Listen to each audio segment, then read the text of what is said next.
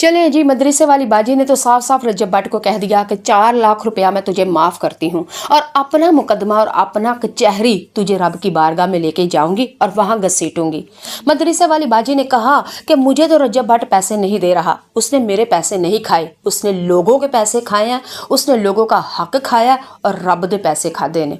और नाज़रीन व सामीन, मदरसे वाली बाजी ने तो यहाँ तक कह दिया कि मैं अपना मुकदमा रब की कचहरी में लेके गई हूँ और तहज्जुद के वक्त मैं नाम लेके रज्जब भट्ट का मैं रब से दुआ करती हूँ, अल्लाह झूठे पे अल्लाह की लानत, अल्लाह इस पर कहर नाज़िल फरमा, अल्लाह इस पर अपना गज़ब नाज़िल कर, अल्लाह ये झूठा है, बकवास करता है।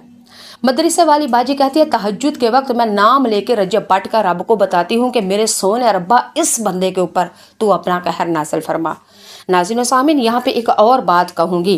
कि मदरसे वाली बाजी ने तो अपना घर बनाने के लिए वल्लाह आलम अपना घर बनाने के लिए मदरसे का नाम लेके रज्जब भट्ट को उसने कहा मैंने अपना घर भी बन जाएगा अंदर से और नाम से मदरसा बन जाएगा। लेकिन वल्लाह आलम ये उस मदरसे वाली बाजी की चाल थी, लेकिन वो चाल हो चुकी उसकी बिल्कुल फ्लॉप,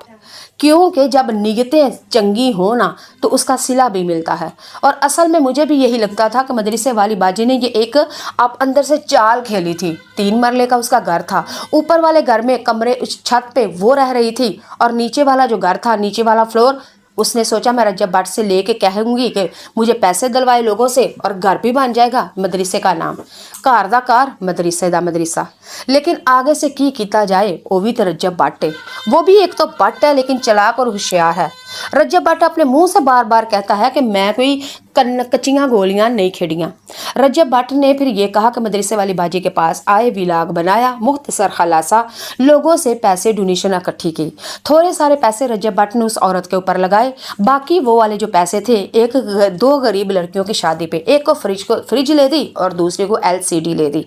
रज्जब भट्ट ने कहा कि मदरसे वाली बाजी जो भी बोलती है बकवास बोलती है। रज्जब भट्ट ने यह कहा कि मैं उस मदरसे वाली बाजी के घर में गया था, खुद वो वाली जगह देखी थी और उसके घर से बाहर गली के एक कोने में आके मैंने एक आदमी से पूछा था, मदरसे वाली औरत के मोहल्ले से पूछा था कि ये मदरसे वाली जो बाजी है वो कैसी है। रज्जब भट्ट ने कहा कि उस औरत के घर मोहल्ले वालों ने ही हमें कहा, इसने तो आज तक कभी नमाज नहीं पढ़ी, ये मदरसा बनाने लगी है।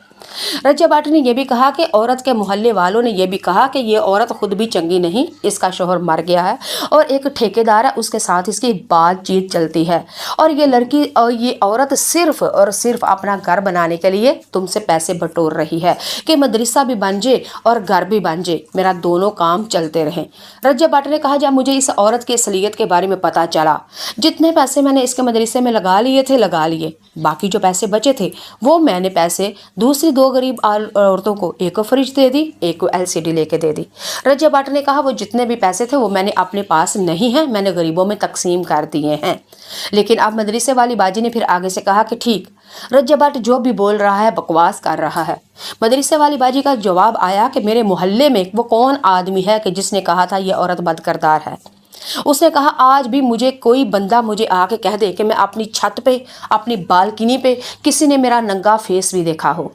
तो ये रज्जब भट्ट और किसी ने भी ये किया है तो झूठा काम है, झूठी बात है ये। उस औरत ने साफ कह दिया कि आखिर जो मेरे मोहल्ले वाले कौन है जिसको ये ही नहीं पता कि मैं बेवा हूँ या कि अल्हम्दुलिल्लाह मेरे सर के ऊपर मेरा शोहर का साया है। मदरसे वाली बाजी ने कहा यही पता चल जाता है, यही पता चलता है रज्जब भट्ट के झूठ का कि मोहल्ले वाले को पता ही ना हो कि मैं बेवा हूँ, मेरा शोहर मरा है कितने साल का। वो औरत कहती है कि रज्जब भट्ट ने जिस ठेकेदार के साथ मुझे बदनामी लगा रहा है ना कि ये ठेकेदार के साथ इसका ताल्लुक है, काश के रज्जब भट्ट थोड़े झूठ बोलता और थोड़ा सा नॉलेज हासिल करके। मदरसे वाली बाजी ने कहा वो ठेकेदार मेरा शोहर है, वही तो मेरा शोहर है। लेकिन रज्जब भट्ट तेरे झूठ आहिस्ता आहिस्ता बेनकाब हो रहे हैं।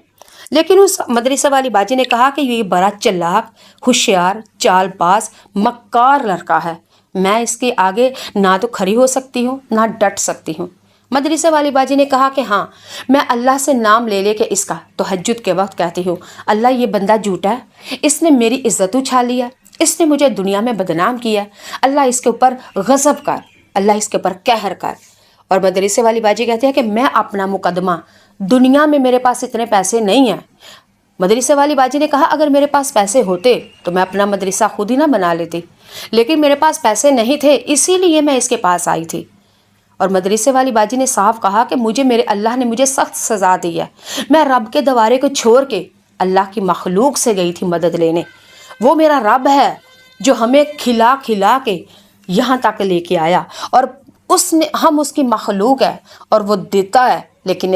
وہ تانے نہیں مارتا۔ لیکن یہ رجب بٹ ہے کہ جس نے مجھے تھوڑے سے پیسے دیے اور پوری دنیا میں مجھے اس نے ذلیل و رسوا کیا۔ مدرسے والی باجی نے کہا کہ میں اپنا مقدمہ رب کی بارگاہ میں لے کے جاؤں گی۔ دنیا میں تو میرے پاس اتنے پیسے نہیں ہیں، دنیا میں میرے پاس اتنے پیسے نہیں کہ میں دنیا میں اپنی مقدمہ لے کے جاؤں، عدالتوں میں اپنا مقدمہ لے کے جاؤں اور وہاں پہ جا کے کس وکیل کو دوں، جج کو دوں، کس کو گواہوں کو دوں، کیا کروں۔ لیکن اس نے کہا میں رب کی کچہری میں، اپنی رب کی عدالت میں اپنا مقدمہ لے کے جاؤں گی، کیونکہ میرا ایمان اور میرا یقین اور قرآن حدیث سے ثابت ہے کہ رب کی عدالت انصاف ہی کرتی ہے، انصاف کرتی ہے، اور وہ فضل کرتی ہے، اپنی رحمت کرتی ہے۔ اور مدرسے والی باجی نے جب یہ بات کری تو ایک دفعہ انسان ہل کے رہ جاتا ہے، کانپ کے رہ جاتا ہے، اس کے پیروں تلے زمین نکل جاتی ہے۔ مدرسے والی باجی نے کہا کہ رب کی عدالت میں جب میں رجب بٹ کا مقدمہ لے کے جاؤں گی نا، تو میرا رب اپنی رحمت اور فضل اور انصاف کرے گا۔ وہاں پہ نہ گواہ بکتے ہیں، نہ وکیل بکتے ہیں، اور نہ ہی جج بکتے ہیں، اور میرا رب تو بغیر سنے ہی کئی دفعہ فیصلہ سنا دیتا ہے، اور جب وہ کسی کو سزا دے یا جزا دے تو وہ قابل قبول ہے، کیونکہ جزا دے وہ تو سچوں صدیقین اور اچھوں کو انعام ملتا ہے، اور جب غضب ہو اور جب وہ سزا دیتی ہے تو رجب بٹ تو پھر دیکھ لے میرے رب کی پکڑ کتنی سخت ہے، شدید انتقام ہے۔